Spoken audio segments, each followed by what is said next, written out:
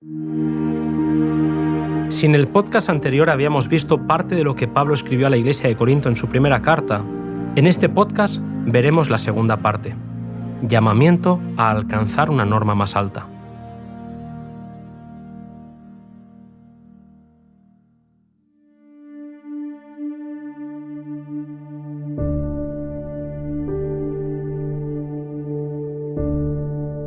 Con la esperanza de hacer comprender a los creyentes la importancia del dominio propio, la temperancia y el celo en el servicio de Cristo, Pablo comparó la lucha cristiana con una carrera.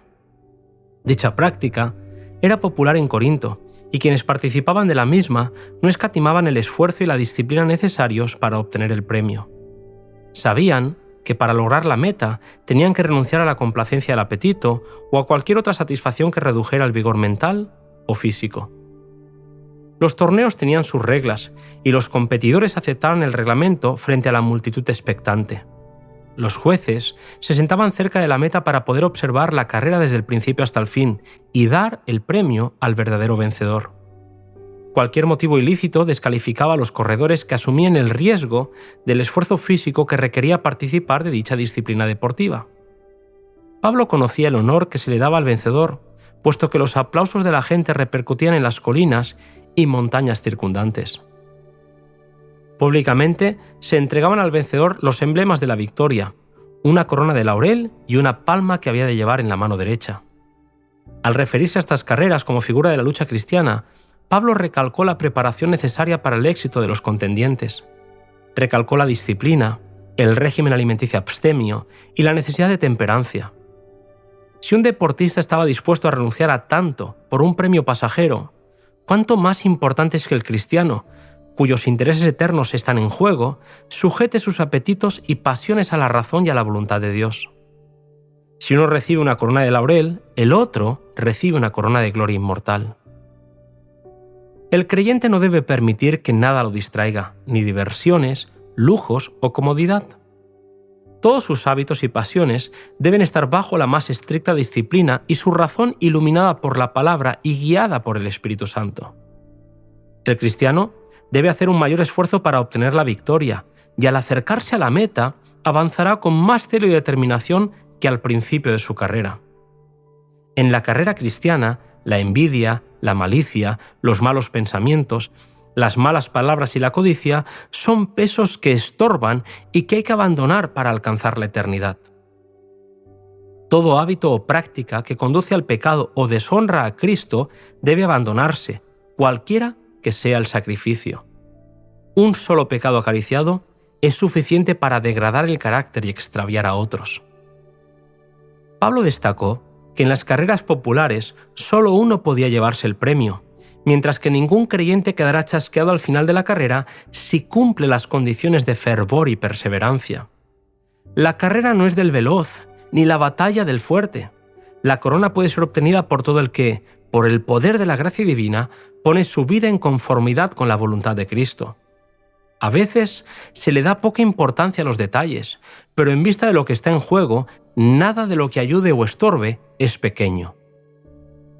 El apóstol se comparó a sí mismo con un hombre que corre una carrera empeñándolo todo en la obtención del premio. Pablo se sometía a una severa preparación disciplinada, sometiendo los deseos, impulsos y pasiones. No podía soportar la idea de haber predicado a otros y ser él mismo reprobado. Mantenía siempre delante de sí un blanco y luchaba ardientemente por alcanzarlo. Sabía que su lucha contra el mal no terminaría mientras durara la vida, y por eso vigilaba constantemente para que los deseos terrenales no se sobrepusieran al celo espiritual. Con todo su poder continuaba luchando contra las inclinaciones naturales, sometiéndose al dominio del Espíritu de Dios. Pablo señaló a los corintios la experiencia del antiguo Israel, las bendiciones que recompensaron su obediencia y los juicios que siguieron a sus transgresiones. A pesar de contar con la dirección de Cristo en todos sus viajes, anhelaban los placeres dejados en Egipto y por su pecado y rebelión, los juicios de Dios cayeron sobre ellos. El apóstol instó a los creyentes corintios a prestar oídos a la lección contenida en la historia de Israel. Con solemnidad, advierte a los creyentes diciendo: «Así que, el que piensa estar firme, mire que no caiga». Acto seguido, les asegura con estas palabras: «Fiel es Dios, que no os dejará ser tentados más de lo que podáis llevar. Antes, dará también juntamente con la tentación la salida para que podáis aguantar». Las palabras de amonestación del apóstol a la iglesia de Corinto se aplican a todo tiempo y convienen especialmente a nuestros días. Él instó a sus hermanos a considerar la influencia de sus palabras y hechos, puesto que les aseguró que una mera profesión de fe en Cristo, un jactancioso conocimiento de la verdad, no hace cristiano a un hombre. Una religión que trata solamente de agradar a los ojos, a los oídos o al gusto, o que sanciona la complacencia propia, no es la religión de Cristo. Mediante una comparación de la Iglesia con el cuerpo humano, el apóstol ilustra apropiadamente la estrecha y armoniosa relación que debiera existir entre todos los miembros de la Iglesia de Cristo. Entonces, con palabras que desde ese día han sido para hombres y mujeres una fuente de inspiración y aliento, Pablo expone la importancia del amor que deberían abrigar los seguidores de Cristo. Si yo hablase lenguas humanas y angélicas y no tengo amor, vengo a ser como metal que resuena o címbalo que retiñe. Y si tuviese profecía y entendiese todos los misterios y toda ciencia, y si tuviese toda la fe, de tal manera que traspasase los montes y no tengo amor, nada soy. Y si repartiese toda mi hacienda para dar de comer a los pobres, y si entregase mi cuerpo para ser quemado, y no tengo amor, de nada me sirve. Aquel cuyo corazón no está lleno del amor de Dios y a sus semejantes, no es verdadero discípulo de Cristo. Aunque posea gran fe y tenga poder aún para obrar milagros, sin amor, su fe será inútil. Aunque dé todos sus bienes para alimentar a los pobres, la acción no le merecerá el favor de Dios. En su celo podrá hasta afrontar el martirio, pero si no obra por amor, será considerado por Dios como engañado entusiasta o ambicioso hipócrita. Pablo escribió que el gozo más puro surge de la más profunda humildad. El amor es un atributo celestial y, por lo tanto, nunca deja de ser. Pablo afirmó rotundamente que el amor es mayor que la fe y la esperanza. En Corinto, ciertas personas habían abandonado algunos de los rasgos fundamentales de su fe. Algunos habían llegado hasta el punto de negar la doctrina de la resurrección. Pablo apeló al testimonio inconfundible de los que habían estado con Jesús tras la resurrección y con una lógica inapelable fundamentó la gran verdad que algunos habían dejado de creer.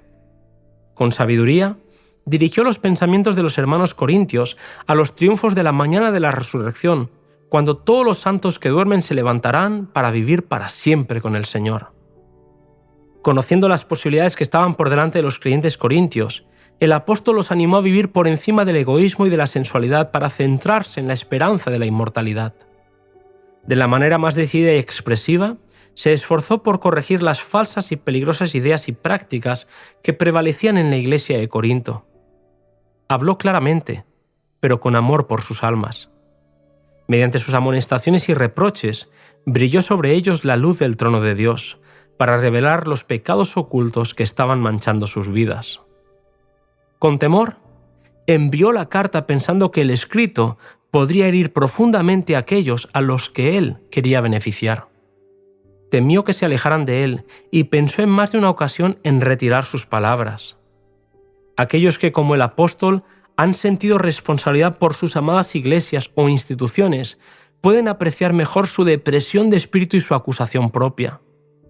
Los siervos de Dios que llevan la carga de su obra para este tiempo conocen algo de la misma experiencia de trabajo, conflicto y ansioso cuidado que cayó en suerte al gran apóstol. Preocupado por las divisiones de la iglesia, haciendo frente a la ingratitud y traición de algunos a quienes habían mirado en busca de simpatía y sostén, comprendiendo el peligro de las iglesias que abrigaban la iniquidad, compelido a dar un testimonio directo, escrutador, de reproche contra el pecado, estaba al mismo tiempo oprimido por el temor de que pudiera haber tratado a los corintios con severidad excesiva. Con temblorosa ansiedad, esperaba recibir algunas nuevas en cuanto a la recepción de su mensaje.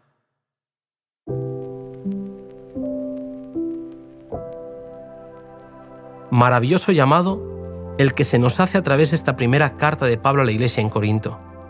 El mensaje trasciende épocas y llega hasta nosotros con el poder del Espíritu que nos anima a tomarnos a Dios en serio. Nos volvemos a encontrar en el próximo podcast, cuyo título es Se escucha el mensaje.